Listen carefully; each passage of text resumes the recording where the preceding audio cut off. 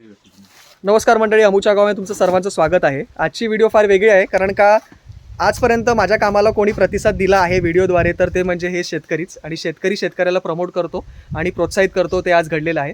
आपल्याला संपर्क करूनच हे आलेले होते आणि त्याच्यामुळे आपण त्यांना देखील वेळ देऊ शकलो। सगळे विविध फील्डमध्ये काम करत असताना पण त्यांची जी काही पारंपरिक बाग आहे त्याला व्यवस्थित सांभाळत आहेत।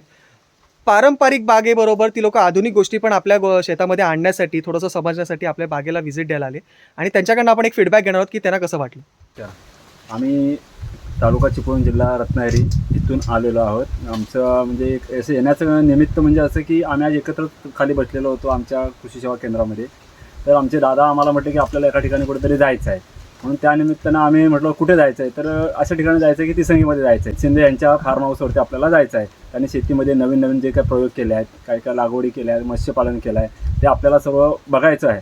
त्यासाठी आम्ही यांच्या इथे आलो आहे आणि व्यवस्थित आणि एकदम म्हणजे बघण्यासारखं खूप यांनी काही केलं आहे। ते होत करू असून यांनी खूपच केलं आहे की यांच्या अशा कारणाला आम्ही खरं खूप खुश होऊन त्यांना धन्यवाद देतो। थँक्यू।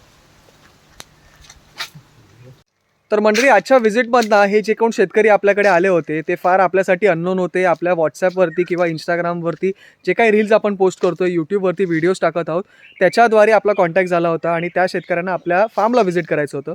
जसं मी तुम्हाला सांगितलं, आत्ताचा शेतकरी कमर्शियल आणि मॉडर्न होणं दोन्ही गरजेचं आहे। म्हणजेच काय, तर व्यावहारिक पहिला गोष्ट असणं गरजेचं फार आहे, कारण का जे काही आपण शेतामध्ये पिकवत आहोत, जे काही आपण आपल्या फार्मिंग प्रॅक्टिसेस घेत आहोत, ते जर आपल्याला कोणापर्यंत पोहोचवायचे असतील तर आपल्याला कमर्शियल बनणं गरजेचं आहे। म्हणजेच काय, तर शेतामध्ये आम्ही ह्या सगळ्या गोष्टी कशा काय तयार करतो किंवा काय काय घडतं त्याच्यामुळे फळं तयार होतात असे ऑर्गॅनिकली, हे जर तुम्हाला समजवायचं असेल तर ती टूर एक काढा, त्याचे पैसे घ्या। बागेमध्ये इतर जसं पर्माकल्चर फूड फॉरेस्ट बनवलं आहे त्या गोष्टी जर तुम्हाला फिरवायच्या आहे, त्या सगळ्या गोष्टी तुम्ही तुमच्या टूरमध्ये व्यवस्थित ऑर्गनाईज करा। बागेमध्ये आलेला जो कोण पर्यटक आहे तो 1 तासाचा 1 दिवस पूर्ण कसा घालवून जाईल ह्याच्यासाठी तुम्ही काम करा, जे मी काम करत आहे। आणि त्याचबरोबर तो घरी जाता जाता खुश तर राहीलच, कारण का त्यांनी जे काही पैसे आपल्याला दिलेले आहेत एंट्री फीच्या माध्यमातून त्याच्याहून 10 पट प्रकारचं तो काय म्हणतात अनुभव घेऊन गेलेला आहे।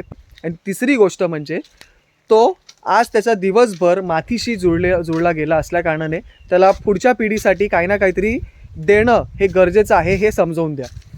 त्याचप्रमाणे ऑर्गॅनिक फार्मिंग प्रॅक्टिसेस किती इम्पॉर्टंट आहेत आणि त्याचे प्रोडक्ट्स किती चांगले लागतात हे देखील त्याला समजावून आपण सांगू शकतो। कारण का आपण जेव्हा आपल्या शेतातलं ताजा भाजीपाला काढून देतो, कलिंगड आम्ही काढून दिलं, ते खाल्ल्यानंतर जो आनंद त्यांनी तो व्यक्त केला तो मी तुम्हाला या व्हिडिओमध्ये शब्दाद्वारे सांगू नाही शकत।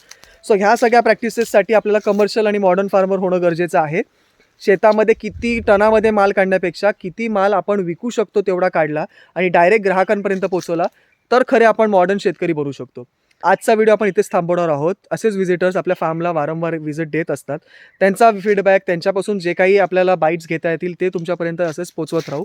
त्याचप्रमाणे तुम्हाला जर आमच्या अमुच्या गावाला भेट द्यायची असेल तर संपर्क साधूनच यावं, कारण का बागेमध्ये सगळी कामं आयोजित केलेली असतात। त्याच्यामध्ये जर तुम्ही कधी अचानक आलात, तुम्हाला वेळ देता नाही आला, भले तुम्ही लांबून आला असाल, तर वी आर रिअली सॉरी, कारण का आम्ही देखील आमचं टाईम टेबल एक फॉलो करतो दिवसभरातनं।